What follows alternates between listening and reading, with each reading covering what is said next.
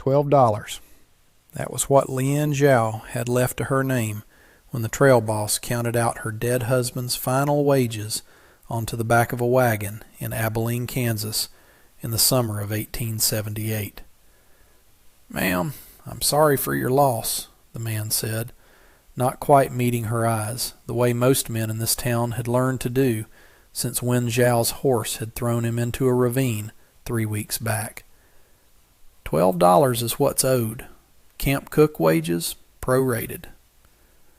Lian took the coins without argument, because arguing had never once put food on a table, and folded them into the handkerchief she kept tucked against her ribs, the same handkerchief her mother had sewn a border onto before Lian had ever crossed an ocean to marry a man she had met only twice. She wore the same light blue prairie dress she had worn for 2 years now, faded pale as a summer sky and patched twice at the hem, and she stood very straight while she did the arithmetic that widows in cattle towns learn to do fast or not at all. $12 would not last a season. A woman alone, Chinese, 21 years old, and unattached to any family in the territory, had exactly 2 futures available to her in Abilene that summer, and neither one involved dignity. She had spent 3 days already turning over the thinner of those 2 futures in her mind, a position doing mending for the hotel that paid poorly and asked too many questions, and had not yet let herself consider the other. But the wagon boss cleared his throat before she could turn away. "Heard the Callahan outfit's still short a camp cook for the drive north. Ross Callahan's been asking around town for 3 days. Might be worth your time before you decide anything." She had heard the name Callahan before, the way anyone in a cattle town heard the names of the ranchers with money enough to matter. But she had never met the man, and she walked the 4 blocks to the stockyard office with $12 in her handkerchief and no plan beyond finding out if the rumor was true. The street was already hot at 8 in the morning, dust settling over her hem with every step, and she passed the general store window without looking at her own reflection, because she had learned long ago that looking too long only invited other people to look as well. Ross Callahan was standing outside the stockyard fence when she found him, and the first thing she noticed was his hands, broad and scarred across the knuckles, in the particular pattern of a man who had spent 20 years working cattle rather than a desk. He was younger than she expected for a man who owned 3,000 head, maybe 32, sun-worn at the eyes, and he looked at her with none of the polite discomfort most men in town wore around her. "You're the widow Zhao," he said. Not a question. "I am." "I need a camp cook for a drive to the railhead in Ellsworth.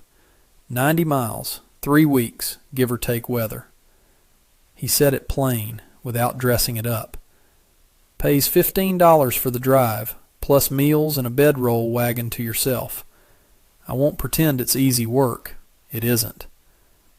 "I've cooked for 40 men on a drive before," Lian said.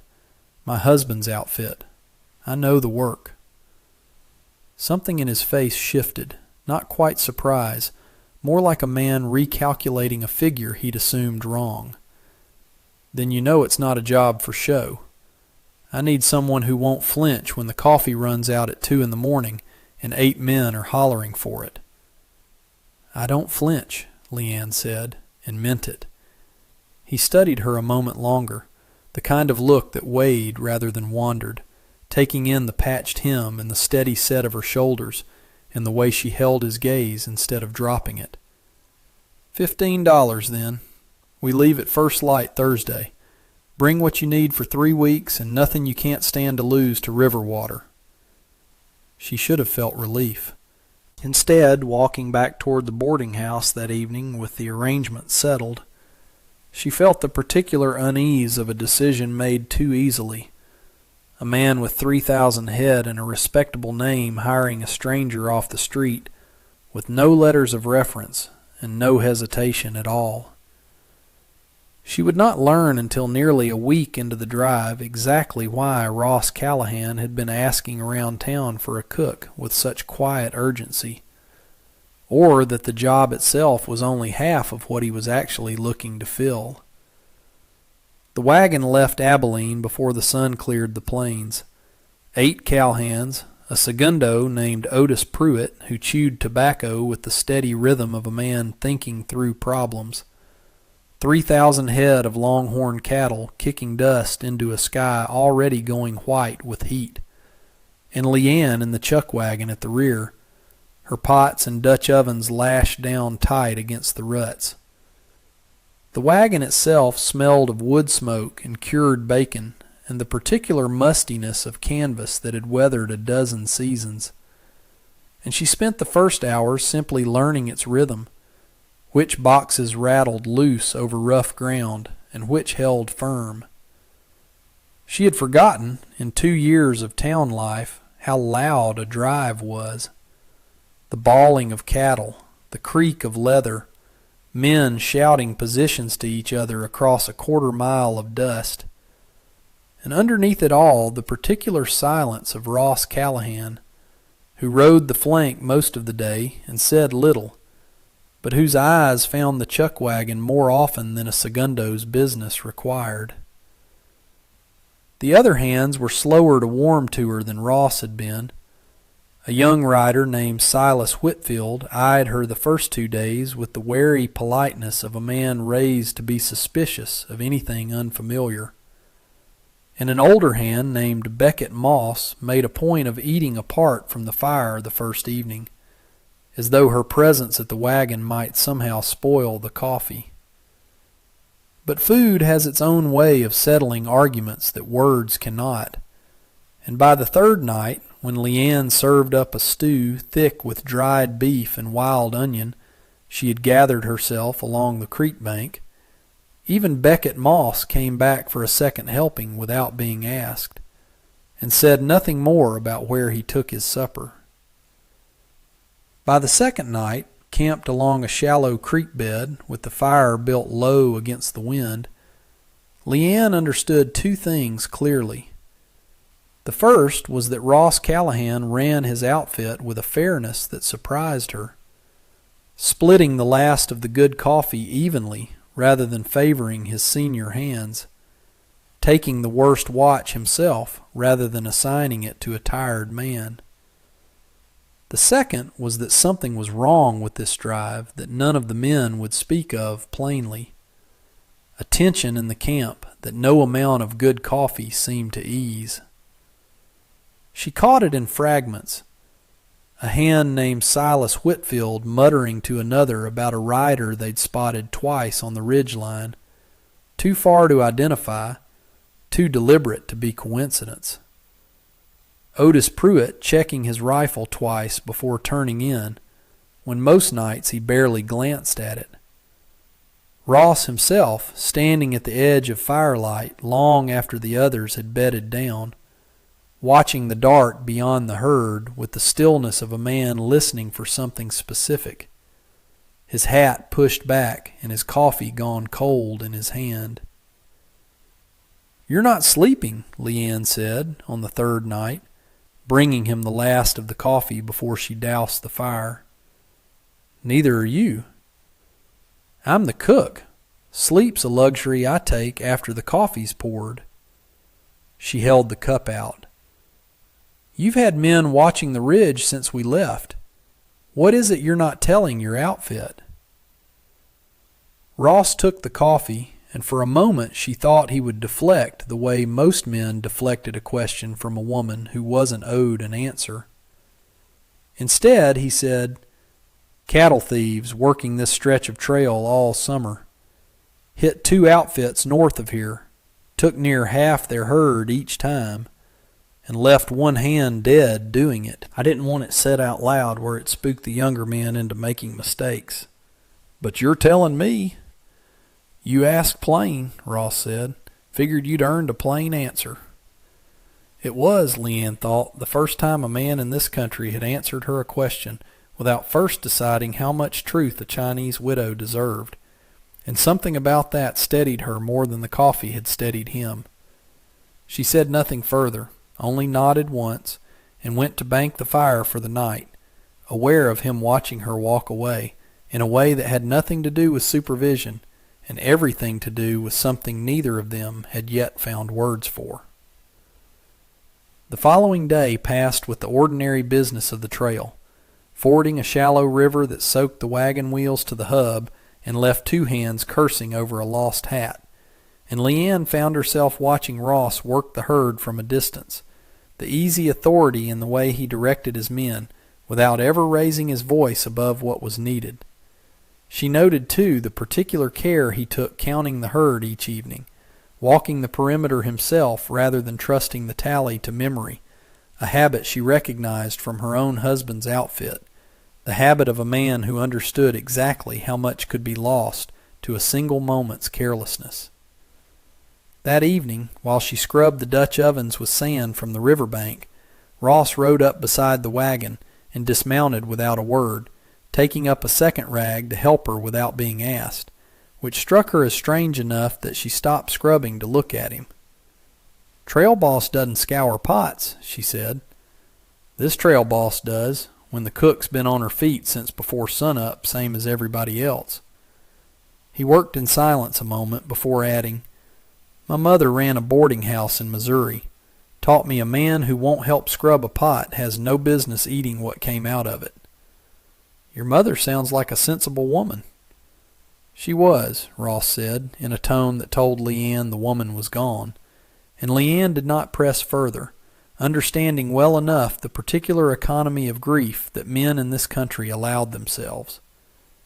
They stopped the fourth day at a small trading post along the river, little more than a plank counter and a sod-roof store run by a wiry man named Ezra Duncan, and while the hands restocked flour and salt pork, Leanne found herself standing at the counter beside a stack of dry goods, aware of the trader's gaze lingering on her a beat too long before he addressed his questions to Ross instead of to her directly, as though she were cargo rather than a woman capable of speaking for herself. "Your cook don't talk much," Duncan said to Ross, counting out sacks of flour. "She talks plenty," Ross said, without looking up from the ledger he was settling. "Just doesn't waste it on men who ask about her instead of asking her." Duncan colored slightly and finished the transaction without further comment, and Leanne said nothing about it that afternoon, but she noted it, the way Ross had answered for her without silencing her, correcting the trader's rudeness without making a show of chivalry out of it, and she found herself turning the moment over in her mind long after the wagon had rolled on past the trading post and back onto open prairie. The rustlers made their first move on the fifth night, and it was not the quiet theft Leanne had imagined from Otis's warnings, but something faster and uglier. 4 riders coming hard out of a dry wash at the herd's flank just after midnight, firing into the air to spook the cattle into a stampede that would scatter the herd across 5 miles of dark prairie and let the thieves cut off whatever strays they could manage in the chaos. The camp came alive in seconds, men rolling out of bedrolls reaching for rifles, horses screaming, the ground itself seeming to shudder as 3,000 head of longhorn broke into a dead run. Leanne was up before she fully understood why, throwing herself clear of the chuck wagon as 2 riderless horses tore past, close enough to feel their heat. And in the chaos, she saw exactly what none of the cowhands, scrambling for their own mounts, had time to notice. One of the rustlers peeling off from the main group, angling straight for the wagon and the strong box lashed beneath its bed, the strong box that held the outfit's entire trail budget. She did not think.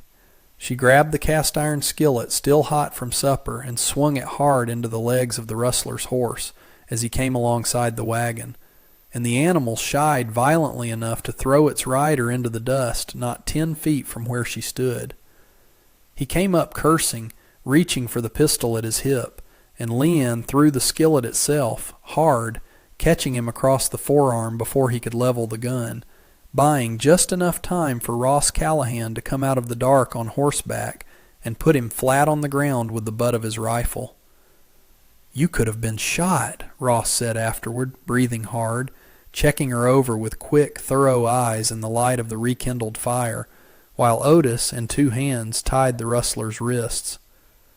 "So could you," Leanne said. "Seemed like a fair trade of risk."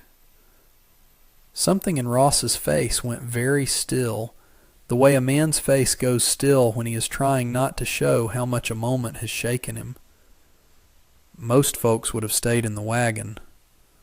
"I told you," Leanne said. "I don't flinch." They lost 11 head in the stampede and recovered most of the scattered herd by the following afternoon, riders fanning out across the prairie until sundown, gathering strays that had bolted into the draws.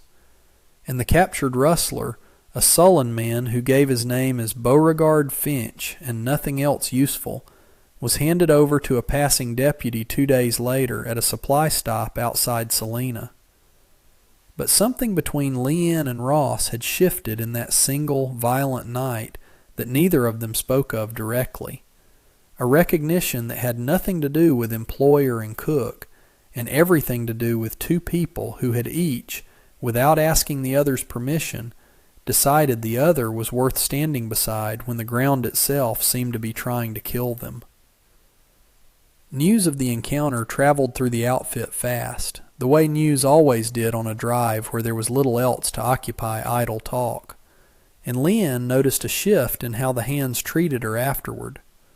Silas Whitfield tipped his hat to her at breakfast the next morning, an unnecessary formality that told her plainly enough what he now thought of the cook who had thrown a skillet at an armed man.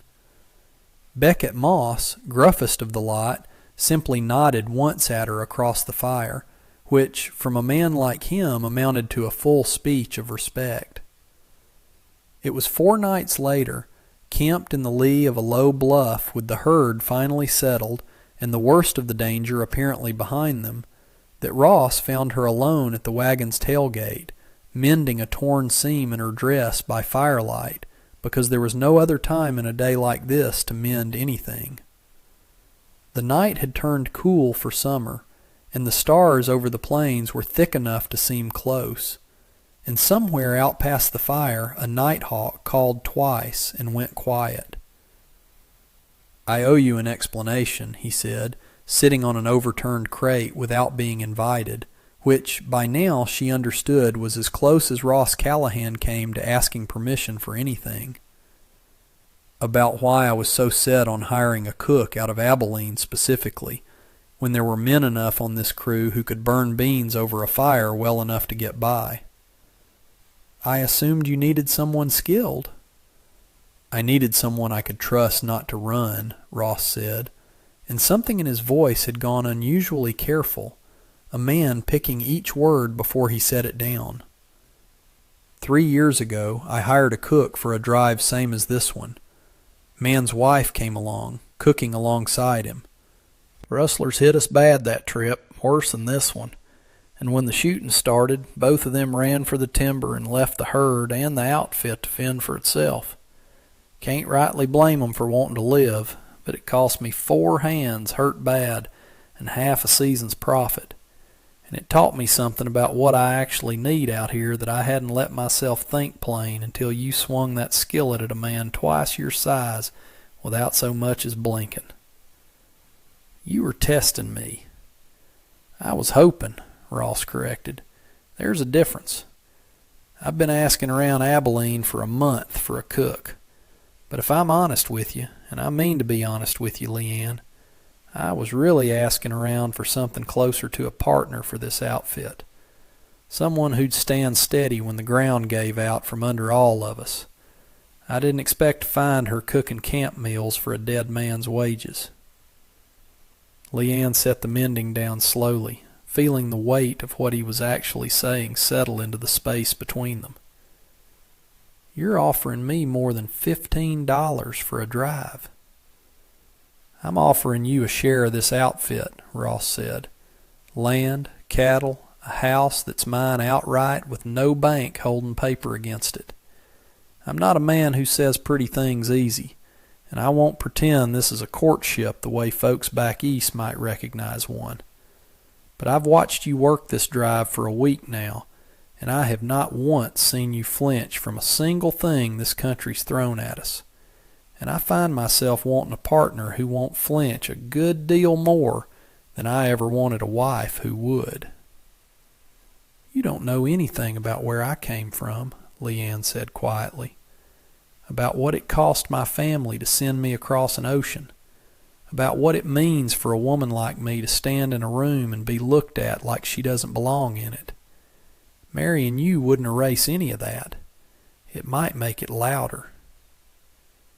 I know you buried a husband 3 weeks back and walked into a stockyard the same afternoon looking for honest work instead of looking for pity, Ross said. I know you threw a hot skillet at an armed man without so much as a second's hesitation.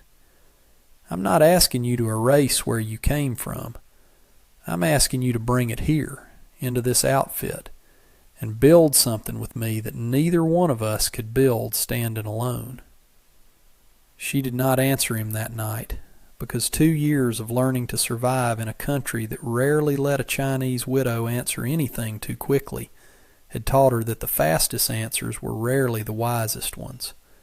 And Ross, to his credit, did not push her for one. He simply sat with her a while longer in the quiet, the fire popping low, until she finished her mending, and then he wished her a good night and walked back toward his own bedroll without another word on the subject. But the question sat with her through the following days of trail dust and cattle ball and the particular silence of a man giving a woman room to think. And it was still sitting with her 3 nights later when the second danger of the drive arrived, larger and far more dangerous than the first. Beauregard Finch's outfit, it turned out, had not been the whole of the rustling operation working that stretch of trail. The true head of the scheme was a cattle buyer out of Ellsworth named Otto Bramwell, a man who had spent 2 years building a respectable reputation at the railhead precisely so that no one would suspect the stolen herds he was quietly funneling through legitimate-looking sales. And Bramwell, having lost Finch and a fair portion of his crew to Ross's outfit, had decided that the Callahan drive needed to be stopped before it reached Ellsworth and exposed the pattern of thefts that had been quietly draining 6 outfits all season. Word of Bramwell's true nature reached the outfit through a passing freighter who had heard talk in Ellsworth of an outfit gone missing near the railhead the previous month. Cattle vanished, and the crew scattered with no clear account of what had happened. And the freighter's story matched close enough to the pattern Ross had already suspected that he called Otis and Leanne both to the fire that evening to lay it plain. "If this Bramwell's the one buying stolen stock," Otis said, spitting into the dirt, "then he's got reason enough to want this outfit stopped before we reach town, and folks start asking why so many herds keep coming up short." "And we don't give him an easy target," Ross said. "We keep tight formation the rest of the way, double the night watch, and we don't make it easy for him to catch us spread thin." He came at them 2 days from the railhead, not with a stampede this time, but with 11 armed men positioned along a narrow stretch of trail where the herd would have no room to scatter and no cover to hide behind. A trap built with the patience of a man who had studied exactly where and how to spring it. Otis Pruitt saw the ambush forming first, the glint of a rifle barrel catching sun along a ridge that should have been empty, and the outfit had perhaps 90 seconds to decide how they would meet 11 armed men with 8 hands, a cook, and 3,000 head of cattle that could not simply be abandoned without ruining every man present. "Get to the wagon," Ross said to Leanne, already reaching for his rifle. "Stay low. Stay behind the water barrels." "No," Leanne said, and the word came out with a certainty that surprised even her. "You need eyes on that ridge that aren't already watching the herd. I can shoot, Ross. My husband taught me, back when we thought I'd need it for coyotes." There was no time to argue the point further, and Ross, to his lasting credit, did not waste the 90 seconds trying. He handed her a second rifle from the wagon box and said only, "Ridge line, west side. Don't fire till you've got a clean line," before riding hard to position his hands along the trail's narrow choke point. The fight that followed was fast and brutal and lasted perhaps 4 full minutes, though it felt to Leanne like the whole of the afternoon compressed into a single held breath. She fired twice from behind the water barrels, both shots aimed not to kill, but to force 2 riders on the ridge to break cover and lose their angle on Ross's men below, and both shots found their mark well enough to send the riders scrambling back over the rise rather than press their advantage. Dust hung thick over the choke point, and the smell of powder mixed with the smell of frightened cattle, and the sound of it all seemed to swallow every other thought she might have had. Ross himself, in the choke point below, moved through the ambush with the same economical stillness she had first noticed in his hands the day they met, absorbing the outfit's return fire and directing his hands to the cover that mattered, while Otto Bramwell, watching his carefully built trap collapse under an outfit that refused to scatter the way a proper ambush required, finally broke and ran with his remaining men rather than press a fight he had already lost. The last of the riders vanished over the ridge in a spray of dust, and for a long moment nobody moved, as though the whole camp were waiting to be certain the silence was real. They lost no cattle that day, and no hands beyond a graze wound Otis took across the shoulder, a wound the outfit dealt with fast and moved past without lingering, because there was still 90 miles of trail left to cover and a railhead waiting, and Otis himself waved off any fuss over it, more concerned with counting heads of cattle than nursing a scratch. It was that night, with the danger finally fully behind them and the fire burned down to embers, that Ross found her again at the wagon's tailgate, and this time he did not sit at a careful distance. "You could have stayed behind the barrels and done nothing," he said. "Most folks would have." "You already told me I'm not most folks," Leanne said. "Seems a strange thing to be surprised by twice in 1 week." "I'm not surprised," Ross said. "I think I stopped being surprised by you somewhere around that skillet. I think what I am now is certain, in a way I haven't let myself be certain about anything in longer than I care to admit." "Certain of what?"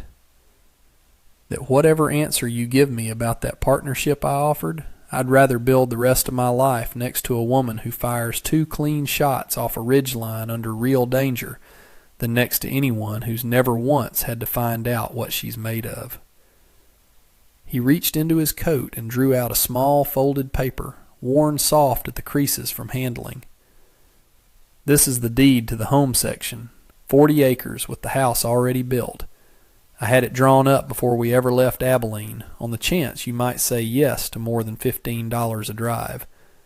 I've carried it against my chest the whole way north, which, I'll admit, is a fool thing to do with a legal document, but I found I wanted it close." Leanne took the deed and held it a long moment, feeling the weight of what he was actually handing her. Not just land, but a future built on being seen plainly rather than tolerated quietly. The paper was warm from being carried against him, and something about that small detail undid a portion of her caution she had not expected to give up so easily. "I buried a husband 3 weeks ago," she said finally. "I won't pretend that grief is finished, because it isn't, and I won't build something with you on the lie that it is." "I'm not asking you to finish grieving," Ross said. "I'm asking you to let me stand beside you while you do." "Then yes," Leanne said, and the word came out steadier than she expected, certain in the way that only decisions made with both eyes open ever felt certain. "I'll build this with you, Ross Callahan. Not because the danger's past and it's convenient, because I watched what you do when it isn't past, and I found a man worth standing beside." Word passed through the camp the following morning the way word always did, quiet and quick, and Otis Pruitt was the first to offer his congratulations, gruff and sincere, followed by Silas Whitfield, who allowed that he'd never once doubted the cook could handle herself, a claim that drew a dry laugh from Beckett Moss, who reminded him plainly that he had, in fact, doubted it, right up until the night of the skillet. The last 2 days of the drive passed easier than any before them, the herd settling into a steady pace under a sky gone hazy with distant weather, and Leanne found herself, for the first time since her husband's death, cooking not out of grim necessity, but with something closer to pleasure, humming under her breath as she worked the fire, aware of Ross watching her from across the camp, with an expression he no longer troubled himself to hide. The herd reached Ellsworth 4 days later, all 3,000 head accounted for, driven the last stretch under a sky gone gold with late summer heat, and Otto Bramwell's operation was exposed within the month once word of the failed ambush reached the right ears at the railhead, his respectable cattle-buying reputation collapsing under the weight of testimony from 3 separate outfits he had been quietly robbing all season. He was last seen boarding an eastbound train under a name that was not his own, and no one in Ellsworth troubled themselves to chase after him once his crimes were laid bare. The sale of the herd at Ellsworth brought Ross a better price than he had expected, the buyers there having heard already of the outfit that had turned back Otto Bramwell's men without losing a single head of cattle to the attempt, and Ross split a portion of the extra earnings among the hands before they scattered toward whatever came next in their own lives, a gesture Otis Pruitt noted was not required by any contract, and not something most outfits bothered doing regardless. The wedding itself was a small affair, held at the home section 3 weeks after the herd sold, presided over by a circuit preacher who happened through Abilene at the right time, with Otis Pruitt standing as witness, and Silas Whitfield and Beckett Moss crowding the porch rail to watch, both of them having ridden 2 days out of their way to be there. Leanne wore a new dress for the occasion, though she kept the old light blue one folded carefully in a trunk rather than give it away, unwilling to part with the only garment that had traveled the whole distance of her life in this country alongside her. 3 months after the drive ended, the home section outside Abilene had a new coat of whitewash on the house, and a garden turned fresh along the south wall, planted by hands that had learned, over one violent trail north, exactly what kind of partner they had found in each other. Leanne no longer cooked from a chuck wagon lashed to a set of wheels, but from a kitchen of her own, with a proper stove and shelves she had built herself out of scrap lumber Ross brought back from town. And Ross Callahan, who had once asked around town quietly for a wife, and found instead a partner who never once flinched, had taken to telling anyone who asked that the best decision he'd ever made in his life had cost him $15 and a skillet he never did get back from that rustler out on the Ellsworth Trail. Otis Pruitt stayed on as segundo through the following season, and the outfit's reputation in Abilene shifted from a rancher known for fair wages to a rancher known for a wife who could shoot straight under fire and cooked for 40 men without breaking stride, a reputation that brought more than one skeptical neighbor around to a grudging respect they had not offered when Leanne first walked those streets in a faded prairie dress with $12 to her name. Even the storekeeper who had once avoided her eyes now greeted her by name when she came in for supplies, a small thing, but one that Leanne noticed and did not take lightly. Ezra Duncan himself, on a supply run through Abilene that fall, made a point of tipping his hat to her by name, a correction she accepted without comment, understanding it for the apology it plainly was. Leanne kept the deed folded in the same handkerchief her mother had sewn, tucked now not against grief, but against a life she had chosen with open eyes, in a country that had tried more than once to tell her she did not belong in it, and had been proven wrong. She still wore the same light blue dress some mornings, mended now instead of merely patched, not because she needed to, but because it reminded her, standing in a kitchen that was entirely her own, exactly how far a woman could travel from $12 and a stranger's pity if she simply refused to flinch when the ground gave way beneath her.